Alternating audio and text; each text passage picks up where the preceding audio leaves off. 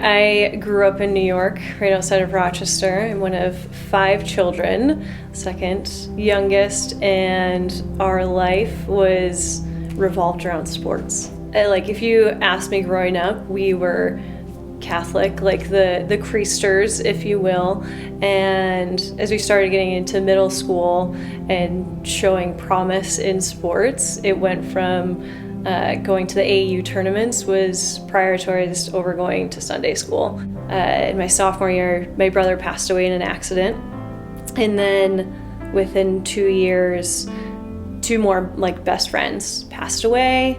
Had another relationship that I thought was this is the man I'm going to marry. And we'd been together for 12 years. He received his degree and we parted ways, and that shattered my world completely. It was I can't take one more thing. Maybe it's time to try and find someone else again. And so I went on Match, and that's where Brian and I met.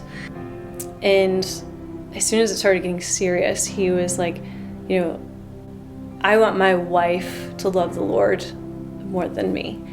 And I was like, what in the world are you talking about? Right? I have no idea what you mean, but you're really amazing to hang out with. We started talking, and he was teaching and sharing about the Lord and what it means, and we wrestled with really, really hard questions on abortion and gay marriage and all these things. And I think the most amazing piece of all of that is as I'm learning more about the Lord, Brian was loving me in the same way. And I needed that tangible example to kind of connect all the dots. Brian started inviting me to, it's called the Chapel in Buffalo. They went through their whole service, and you wrote on a paper, what are you asking God to forgive of you? And I wrote down my sins, and then they turned off all of the lights, and it was just in, black light, black ink. It was just forgiven. And I just it was amazing. To just tangibly hold that in your hand, that